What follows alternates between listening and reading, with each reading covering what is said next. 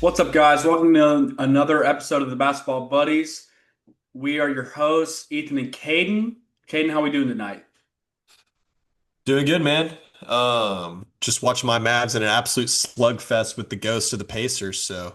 Um, gonna be pretty interesting to see how we finish this game. Yeah, obviously we saw a couple hours ago, actually, Anthony Davis go down. Um, but we don't need to get too ahead of ourselves. I kind of just wanted to ask you, like, what were what are some of the things that like you've noticed in the Mavs now after the Pacers game, first 5 games? Yeah, so I know when we talked last, we kind of both agreed that the Mavs would struggle offensively, and we both didn't even, I don't even think either of us thought that it was going to be this bad of a struggle offensively. But when you're starting this double big lineup and you still can't get points in the paint and you can't shoot threes, you have no playmaking on the court. It's just, it's just a tough watch to watch this team offensively.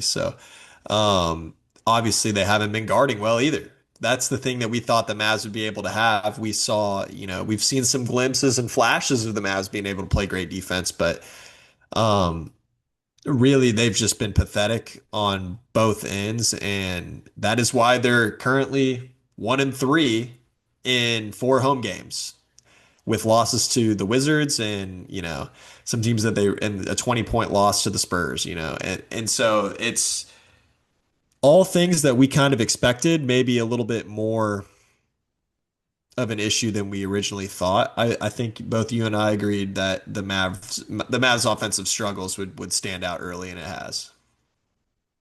Yeah, 100%. I think the majority of the struggles are going to come down to kind of what we talked about for an extensive period of time in the previous episode is the lack of a real point guard on this team. Like Kyrie, when he comes back, may be the most valuable player in the NBA to a singular team just because what he's going to bring to this team that Yep. no one else has. I mean, I think about Cooper Flag coming into the season. And obviously, like, I just want to put it out there, like, anybody taking anything from this about Cooper Flag is like, he's 18 years old. Yeah, Like, literally. let's just remember that. He's 18 years Playing a old. This is position he's never played in his right. entire life. So 18-year-olds should not be able to play NBA point guard, just in general. Like dudes that are drafted as point guards usually struggle really, really hard to come in and play point guard in the NBA. Yep. So this is not surprising at all from what we've seen from Cooper Flag. And, I think um, it's really put the pressure on Jason Kidd and the coaching staff to figure this out, Yep. you know, because you can't, obviously, it's not working right now. And he's got to figure out a way to keep the ship afloat so that at least it can be, salvageable for when Kyrie comes back, right? Yeah. Yeah. And that's going to be the goal of this Mavs team is it's develop from what I've seen it looks like the two goals is to we're going to develop Coop as much as we can until Kyrie comes back and, less about throwing winning basketball out on the court because the Mavericks after 1 game should have seen Cooper Flag at point guard and been like, that's not his natural position. Let's throw him, on the wing and then put D'Lo in that spot because D'Lo's been great so far, providing a great boost off the bench. But I really, really feel like they're trying their best to put Coop in as tough a position as he can so he can grow the fastest by the time Kyrie comes back and this team's going to try to start winning games at a high level. So um, that's quite frankly what they're doing is they're just sticking with Cooper Flag at point guard and they're gonna make him see as many actions and looks as he can, as much as he can, and have the ball in his hands as much as he can until inevitably Kyrie, who's going to come take over the helm. So, I it's going to lose a lot of games that probably should be winnable, but I don't think the Mavs are really vying for a top four seed in the West at this point. I Hmm. think it's just like, hey, let's stay in the race. Let's stay in the race. Get Kyrie. Kyrie's rumored to be back around from Thanksgiving to January. We don't know really what his timetable is looking like, but then that's when you kind of make that push and see how fast you can gel and then really set the rotations and rosters. So should Right. be interesting. And you just need to stay around that playing area, If you're 11 or 12 but you're only a couple games back, mid-season, I think you're in a good spot. Mhm. It's it's just really hard for Cooper specifically to be in a position to where, if there was one knock on him as a prospect, like it was his ball handling ability. And so, opening night for Dallas, he's getting picked up, you know, 30, 40 foot from the basket by Steph Castle, I mean, Yeah. that's a brutal, task for any rookie. Right. I don't care who it is, Yeah. how talented he is. So, Yeah. um, Cooper will figure it out. I mean, you saw the flashes, against the Raptors. Obviously, that was his best game as a pro so far. Yep. Um, and I think for him, it's just, figuring out where his shot diet's going to come from and how he can get easy ones. Right. I mean, I there's been flashes of, he's shown obviously great ability to punish smaller guys when they put him on there. He's going Hmm. to have to do a lot more of that. And just get him out in transition, get him easy ones, Yep. What you don't want to happen is have this stretch, negatively affect his confidence at all. And Yes. that is the only real concerning thing that I have about this stretch. It's not necessarily him as a long-term player. It's just him, you know, getting his feet wet in the NBA, Hmm. is a little more difficult Yeah. than you'd want, you It, know. it it's such a unique position because we've never really seen a first overall draft pick get thrusted into a roster that's ready to win, you know. Hmm. And so, and especially an 18-year-old for that matter. And, you know, like we talked about, playing his unnatural position. Like he's never been a point guard. He's never played point guard in his life. And now you're going into the NBA and you're expected to be the leader on a team that's going to be competing, that wants to be competing, at Hmm. least. I don't know that is going to be competing, but that wants to be competing. Right. So, just early flashes from Cooper. Obviously, we've seen his ability to hit open shots. I've never really struggled with that. He's never really struggled with hitting open shots. I don't think anybody's going to be, surprised to see him hit open shots. The big thing with Cooper is he doesn't have an aggressiveness that I'd like to see from him because he's trying to pass to all these different players. He's surrounded by Clays and Hmm. PJs and Anthony Davis, and he's trying to get everybody involved. But I'd like to really see him be aggressive and just put his head down and go to the rim sometimes. He doesn't take mid ranges. He gets separation. Guys, whenever they get him to whenever he takes the ball on puts the ball on the ground, guys sprint to the rim because they know that he isn't gonna make him pay for the mid range. And he is the archetype and the capabilities to have an elite NBA mid range. He has a high release. Has a really quick first step. So he needs to make some guys or he needs to punish some guys if they give him some space to shoot that mid range jumper, and it'll also help with his pick and roll game and Yeah. short roll game. So just a few things that he'll learn. He's 18, he's young. He's going to be in the NBA for a long time. So he has a long time to learn these things, but um we've seen the flashes defensively, we've seen the athleticism, we've seen, him step up and hit some big shots and some clutch moments. It'll be exciting to see how much he develops the rest of the year. Yeah, I really think in the grand scheme of things, we're gonna look back at this stretch for Cooper whenever Kyrie is back into the rotation, and that's gonna pay dividends for him as a secondary creator. Mhm. Um, but what I want to see from Kidd and this coaching staff is like figuring out more creative ways to get him looks and touches. You know what I'm Yeah. saying? Like, um, that's not some of that stuff we kind of have to do for Chet sometimes, just because we kind of forget Yeah. about him in the offense. And you just have to remember, like, when you have these incredible talents that are team first guys and just want to do whatever it takes to win, sometimes you have to be a little creative in getting them shots. I think maybe it's more just straight post ups for Coop because Mhm. he's going to be guarded by smaller guys, and maybe that'll help him get his mid range going too. Yeah. Um, maybe it's him just leaking out a little bit more than he was before, just so he can Yeah. use that athleticism a little bit more and just get some more easy ones. You have to with the offense only averaging 108 points or however much it is at this point. Like, you have to get your most talented player shots. Like, that Yeah. is your job as the coach. And like, Cooper is not necessarily the best player on the team right now, but you still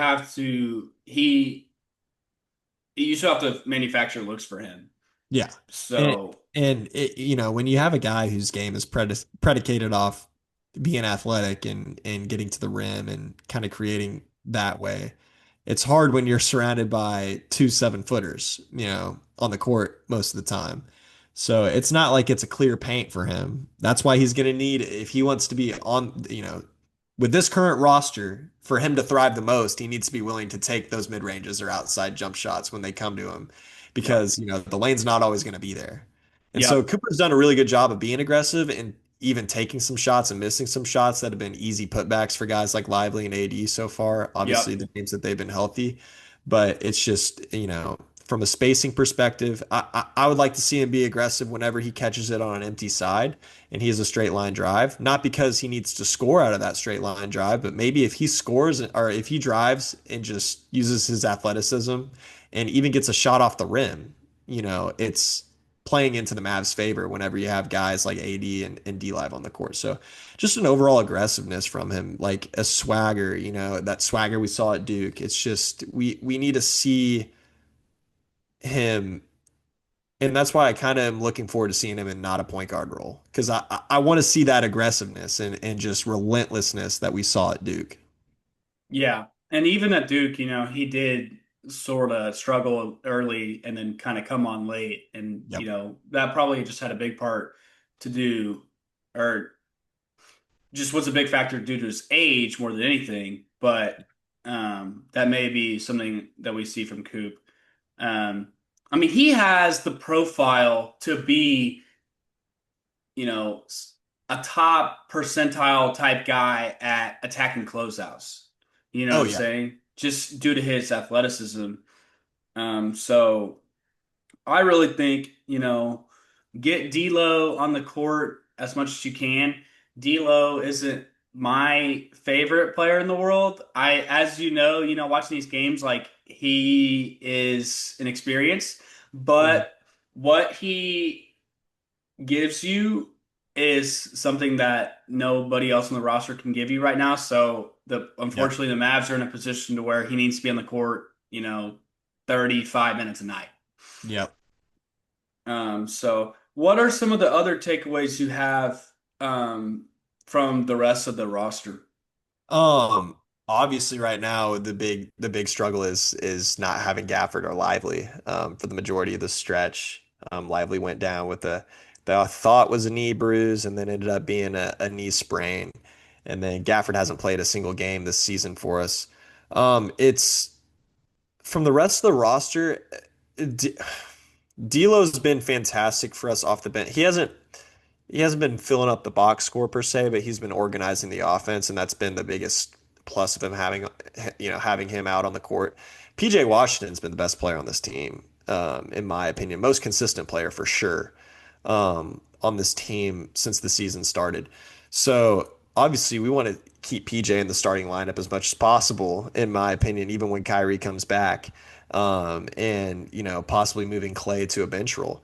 And then the emergence of Max Christie this year. Max Christie has been playing, the best basketball of his career, shooting a high clip from three, being aggressive, obviously being our best perimeter defender on the entire team. So, um, it just comes down to how long are we going to give some guys some sympathy starting spots on the squad and Mhm. just really giving guys minutes in the rotation that just stand out like a sore thumb. And I think every Mavs fan knows, or anybody that's watched the Mavs knows who I'm talking about.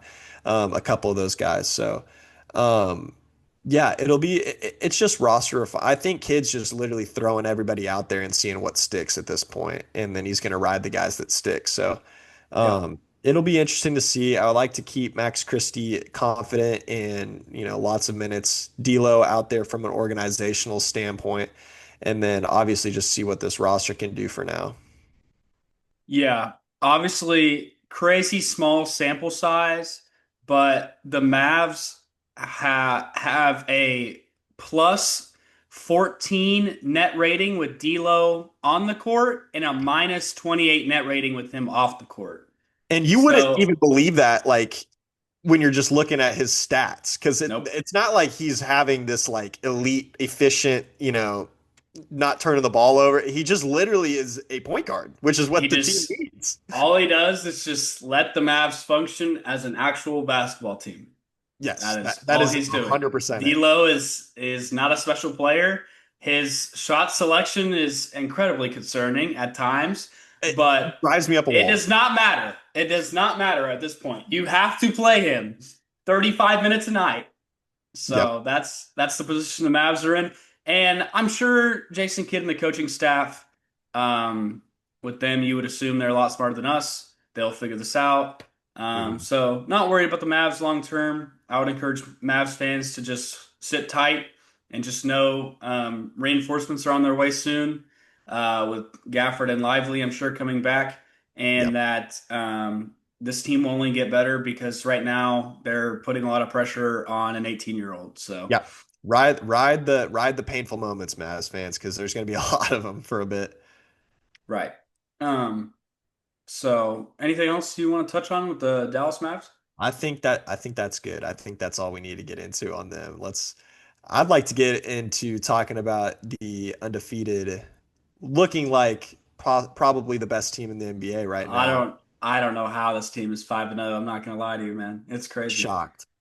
Um, you know, I I mean we can just go game by game. It's like um, I'm sitting in Paycom last night and I'm seeing this lineup that the Kings are starting, it was getting cooked on social media with Russ and Schroeder and DeRozan and Levine and Sabonis, and they almost went in our house and beat us. Yeah. So it I'll give you all hasn't the been, benefit of the doubt. It was a second night of a back-to-back.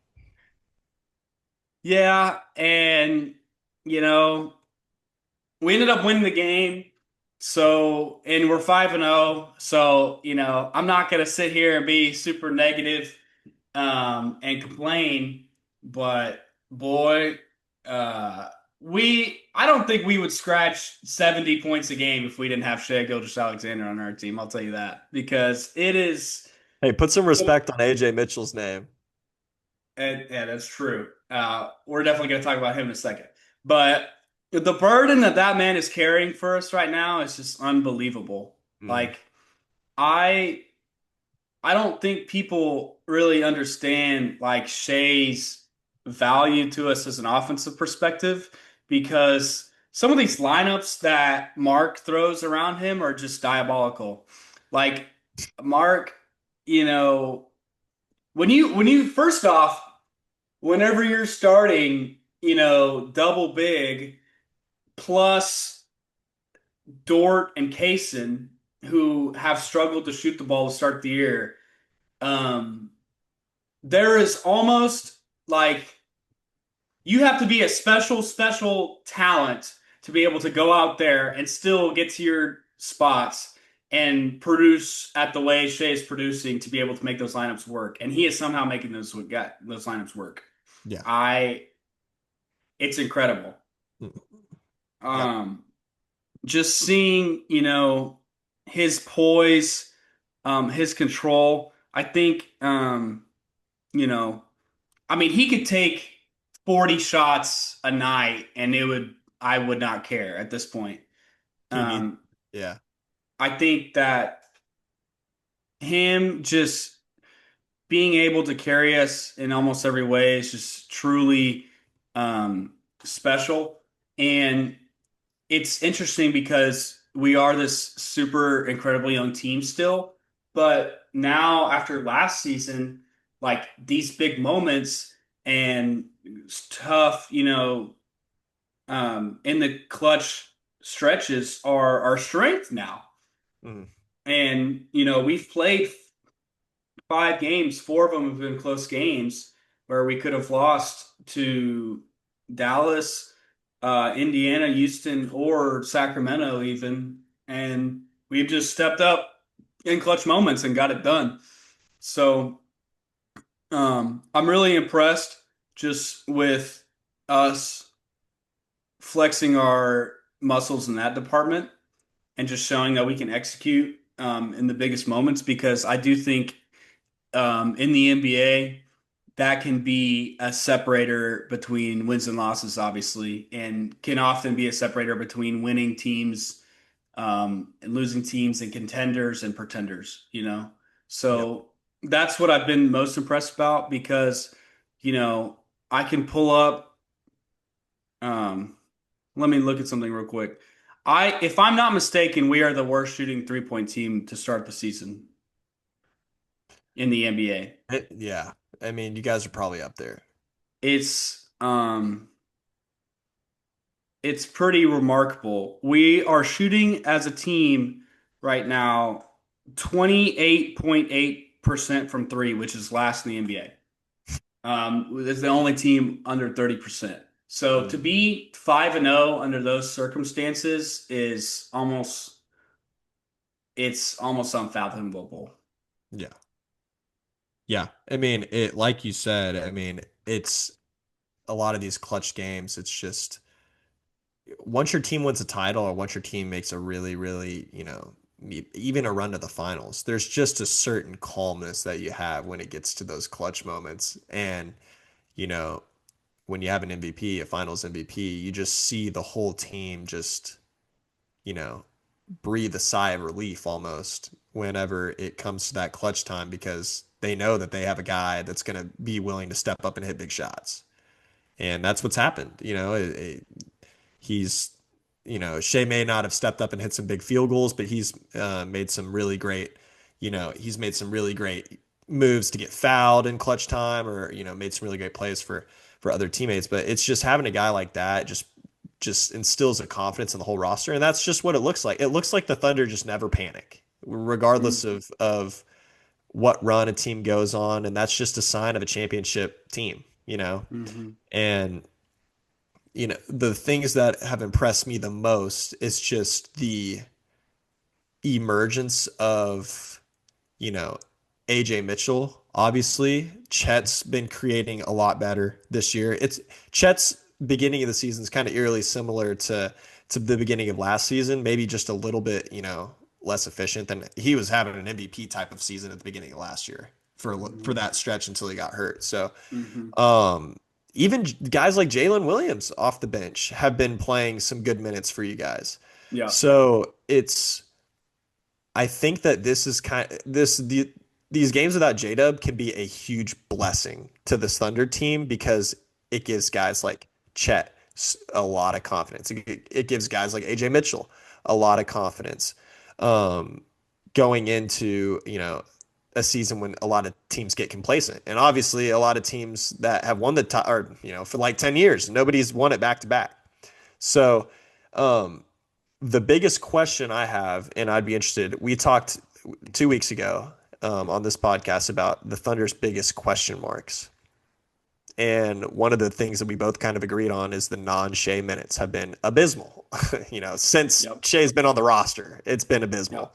Yep. And, with the emergence of AJ Williams or AJ, yeah, sorry, AJ Mitchell, the what do you see? Do you see this trend of him staying hot and consistent be able to happen when J-Dub gets back?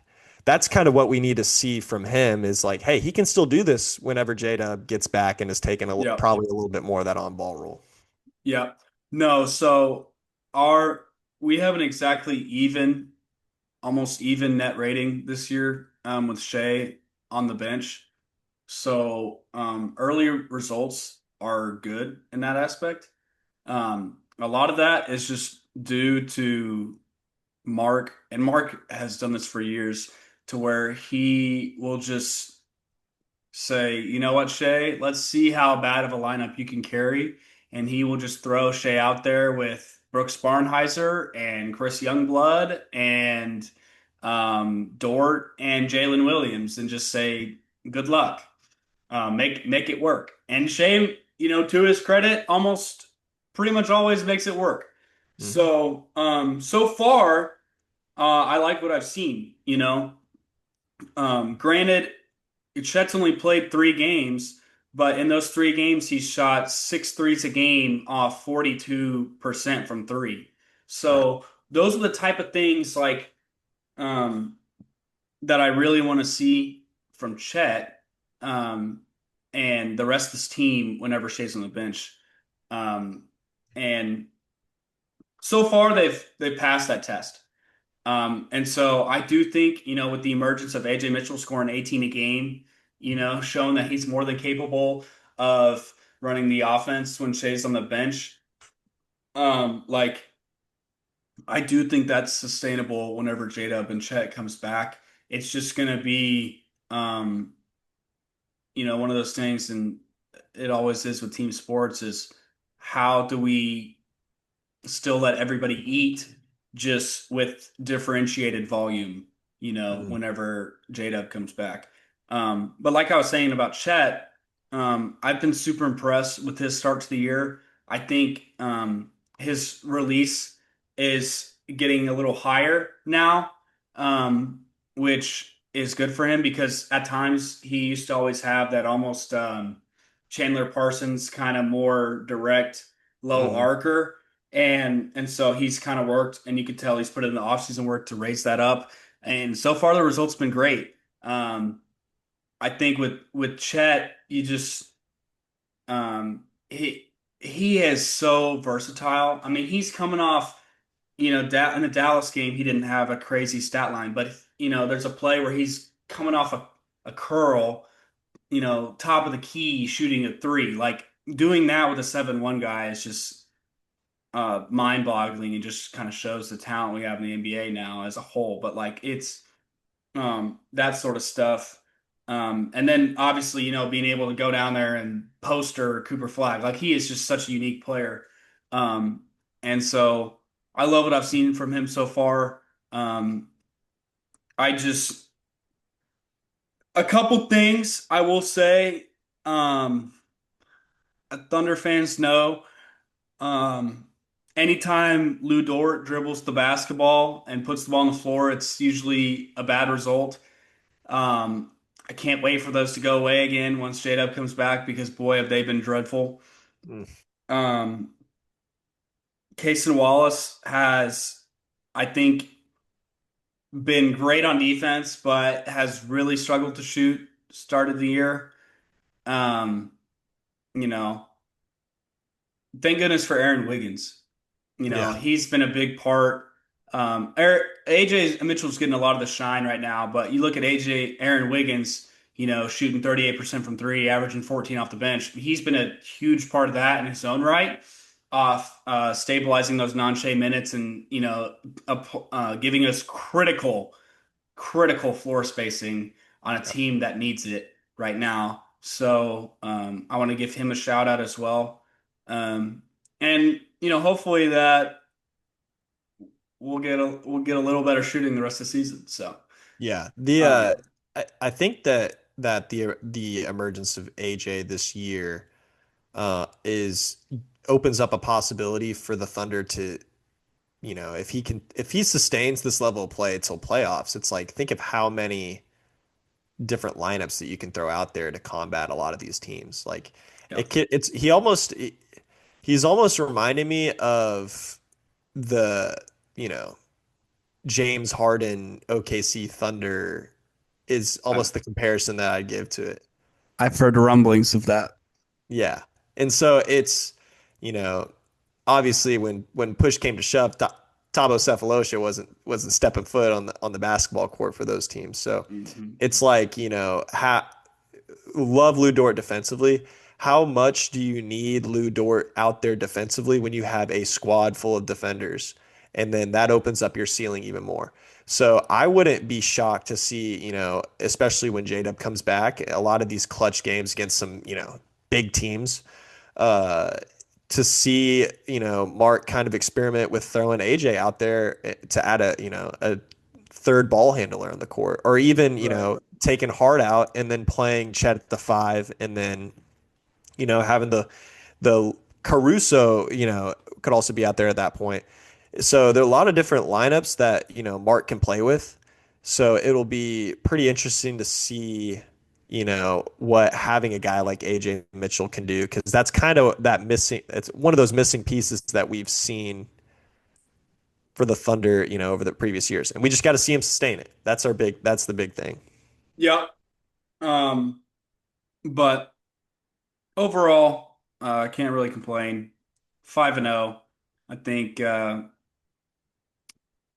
AJ Mitchell is a what I would like to phrase as a Prestiism, and just goes to show why Presti was comfortable with bringing this roster back and not making any changes in the offseason because um, he knew AJ's talent and the talent of this roster in its entirety. So overall, nothing to complain about the start of the year. Obviously, 5-0. You And take that just any way, shape, or form, you can get that. right, right. And just, 82 and O's on the table, and you just want to keep just developing the team. And Mark, anyone who watches the Thunder knows that Mark will develop the team at all costs, even ahead of wins and losses sometimes. So, Yeah. I mean, it's not going to be an issue. The Thunder are going to be a 1 or 2 seed in the West. It's just comes down to, like we talked about a lot last year, of who gets hot. There was no chance at this point last year where any of us could have sat there and said Isaiah Joe would be the guy that was not playing playoff, minutes for the Thunder. There was not a point in time where we were going to say that up until the playoffs. So it's yep. just going to come down to who stays hot on the Thunder. When you have that much talent, it's it's just simply what gels for, playoff time. So it's just something to keep an eye out. The Thunder are going to be a great team, obviously. Yep. Just want to see us get better throughout the year and see how we develop. So, Mhm. anyways, that's about all I got for the Thunder. So, what I think we can kind of transition to our last topic of the night. Um, we need to have an emergency meeting about the, I'm sorry, emergence of Victor Wembanyama. It can be an emergency meeting, honestly, because the stuff that I'm seeing is like we almost needed to have an emergency pod after the Mavs game, just Yep. because I was seeing things that I had never seen on a basketball court. Let me just read off Wemby's stat line um, in the playoffs. I think I have it up here somewhere. Um, Wemby has been he was the what was it? The first player in NBA history to have 100 points, 30 rebounds, and what 20 block or 10 blocks or 20 blocks in the first 3 games of the year, or 10 blocks. Yeah. It like just unreal stuff. Let's see the shooting splits. Hasn't played more than 36 minutes a game, or 36 minutes in a game yet. He's had 40, 29, 31, and 24, shooting 36% from three. on 3 attempts and 13 rebounds a game, 80% from the line, 4.8 blocks a game. Um, and I have the utmost respect for Shai Gilgeous-Alexander as a basketball player. I have the utmost respect for Jokic as a basketball player. You can't convince me right now that I would rather have those two players than Victor Wembanyama right now. And that's just the truth of the matter. Through the four games that I've seen, like you can make an argument for any of those players to me, and I would listen. Yeah, I tweeted this the other day. He is clearly top five. Um, and to say that as a 25-year-old, or I'm sorry, what am I saying? A 21-year-old is just remarkable. I mean, you think back in NBA history, how many 21-year-olds ever were top five in the NBA? It I mean, can't I name one it's comes to mind. it's just remarkable what he's doing. And I think the main thing for him is, we always knew that as soon as he got that, shot selection thing right, you know, it was going to click. But I don't think anyone realized how much of a drastic shift from the last couple seasons to this season um, was we were in store for to start the year. I mean, I can go through some of the numbers right now. Last year he was shooting 10 threes a game. This year he's down to three. Last year he was shooting 4.5 free throws a game. This year he's at 11 and a half. Last year he was shooting 5 shots at the rim per 75 possessions. Or I'm sorry, these numbers are all per 75 possessions, but now he's shooting 9 shots at the rim per 75 possessions. Like it's um it's remarkable what he's been able to do um, just from purely deciding that, hey, I'm 7'5". When I'm around the rim, I'm going to dunk it every single time, and you guys aren't going to be able to stop me. And Hmm. I'm going to get fouled a whole lot more. I'm going to take a lot more shots that I'm going to make a lot more and just put a whole lot of pressure on the defense. And that's just him offensively. We haven't even talked about him being probably the best rim protector that God has ever put on the earth. It's unbelievable. I mean, it's enough to where like it's really hard as a shot blocker, especially being that tall, to not just like pick up two or three cheapies. And he's not really struggling with that right now. Maybe foul trouble in one game out of the. And so it's unbelievable because like against my Mavs, completely shut down the paint for the entire team. And that's the Yep. team that would probably be one of the toughest to, shut down in the paint. Well, And so, if yeah, it makes you feel any better, y'all aren't the only team that's been completely shut down from it the paint. it's I mean, it's when it's he is out ridiculous. there, he alters the way teams have to run offense. It's he's a force that we've never seen before. Yeah. And I've said this for, multiple years, since he's really gotten drafted. The second that he realizes that nobody can contest him without fouling, it was over. I mean, he has a shot that's on top of his head and he's 7'5".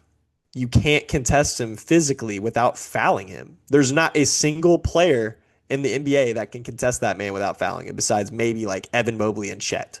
And that's like maybe. And even them, So no. yeah. And so that's not just threes, that's, mid ranges, that's, you know, layups, that's everything. You just can't, there's a reason that we just have, like, we have never seen anybody play basketball the way he's played basketball. Yep. Yep. And I mean, he's blocking like a jump shot a game too. Like Mhm. the thing that is incredible about Wemby is that even like at his absolute floor, which is an incredible rim protector who is just a the best lob threat in the league because he's incredibly agile and athletic. Like he's so effective. Like even like when he played the Pelicans the other night, like when he played Dallas. he was unstoppable because he had the jump shot going, Yeah. and when he has the jump shot going, I mean, you might as well just pack it up. Yeah. But versus the Pelicans, it was really interesting. He didn't have the jump shot going at all, but he still was so incredibly impactful because he was still just putting so much pressure on the rim and then completely changing the way the Pelicans had to play offense. Yeah. So it's it's terrifying. And when you think about the leap that he was able to make in the offseason as a 21-year-old, I can only imagine what he's going to be able to do at his prime form. It's unbelievable. I saw a tweet the other day talking about the 2028 Olympics and was like, USA better be locked in and ready to go Yeah. because 3 years from now, when Wemby and the Olympics, the Summer Olympics are in America, and Wemby comes to the States, him and Alex Starr are going to be ready to kick some butt. I'll just put it like that. It it's and I really have to admire what the Spurs did around him, which is like we're gonna throw uh, great ball handlers that know how to pass to a guy like that, basically, because that's a real thing. It's not a whole lot of players are even comfortable or used to passing to a player that can do the things that he can do. And now you're basically breeding, or you're basically home growing point guards to play around Wimby, and now you're gonna have three of them in, Fox, Harper, and Castle that can create not only can create, but are pretty we know how good of a defender Stefan Castle is, but just guys that can create and get to the rim and know how to throw him lobs because it's not just you literally can throw it anywhere. You can just throw it to the rim. Like you can try to score it, honestly. You can just throw Yep. it to the rim. And thank God the NBA doesn't have the FIBA basketball rules where if it hits the rim, you could just flush it in because they could just put Wimby under the goal and just have someone drive and throw it at the rim and he would just jump over everybody.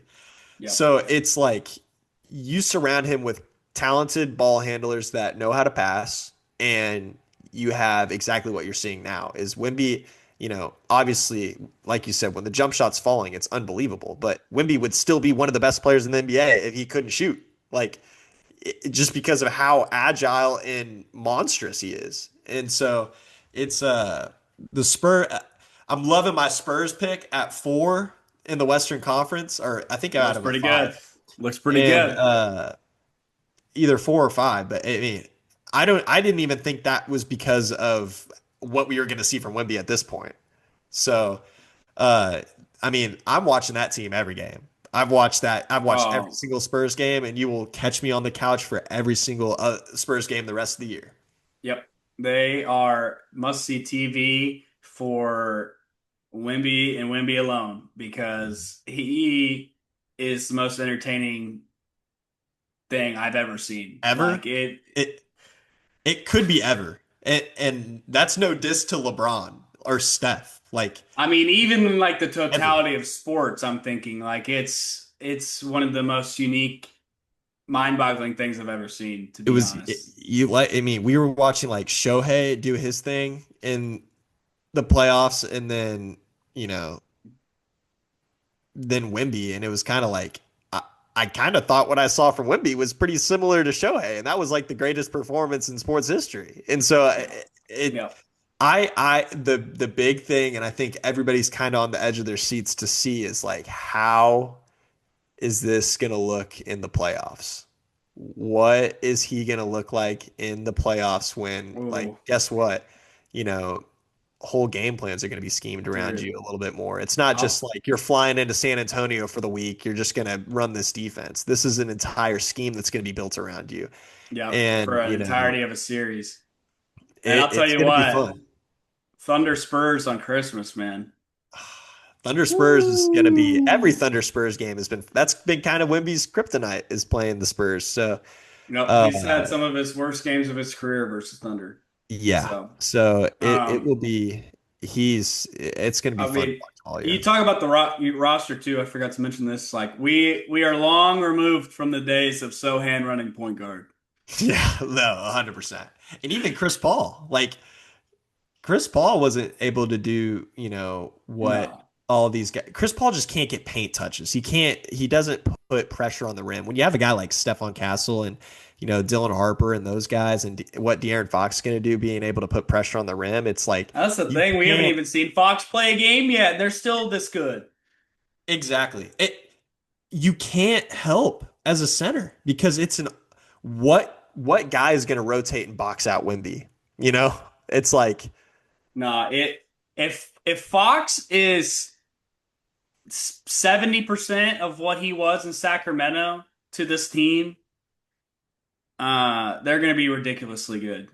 Like they may be your 4 or 5 seed pick may be even too low because I mean this what Wemby gives you is just the ultimate floor of defense, and if he keeps it up offensively, also um like just having one of those guys where all five, 5 sets of eyeballs are on you at all times offensively, will be able to create really well for his other, his teammates. So I'll be watching Yeah. them almost every game to see, when I know Sohan's close to returning.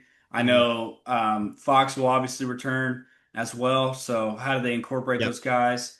Man, I love their coach too. Right. He, um, I'm blanking on his name, but he coaches his butt off, and there's a reason that Pop loved that guy, and supported him to take over his role. Yeah. Mitch Johnson, yeah, Yep. he's incredible. I've heard a couple sound bites from him in some of the games I've been watching. He's incredible. Yeah. So they're It'll a must it'll see TV. it'll be interesting. I think that team's weakness and what a lot of teams will probably do is play them zone because it's going to come down to can they shoot the three ball? And that's when a guy like Julian Champagnie and Harrison Barnes comes into play because those guys are going to be huge. If teams try to play them zone, like I can Yep. imagine a team like the Rockets or even, a team like the Nuggets wanting to play them zone or the Thunder. I don't think I'll ever see the Thunder play zone, honestly, because I think that you have too many stubborn man defenders that want to go out there and compete. But it'll be interesting to see if their shooting is going to be the downfall then because there's questions on Steph Castle's jump shot. There's questions on obviously Socan's jump shot, and can Dylan Harper sustain it at an NBA level? Fox is always worse when he relies on his jump shot rather than getting into the paint. So that will be the biggest question and downfall of them possibly this year. But that is yet to be seen so far. Yeah, I think when we specifically play them, it'll definitely be like the way that we guarded Jokic in the playoffs last year will kind of be how we guard Wemby, just as an entire team, double teaming him, triple teaming him, throwing him everybody on the court. That's kind of what our defense is known for, just absolutely just harassing whoever has the ball and just playing super aggressive on the front end, and if we get beat, off a swing corner three, that's just kind of what we're willing to give up. Mhm. We just want to cause chaos and as much turnover.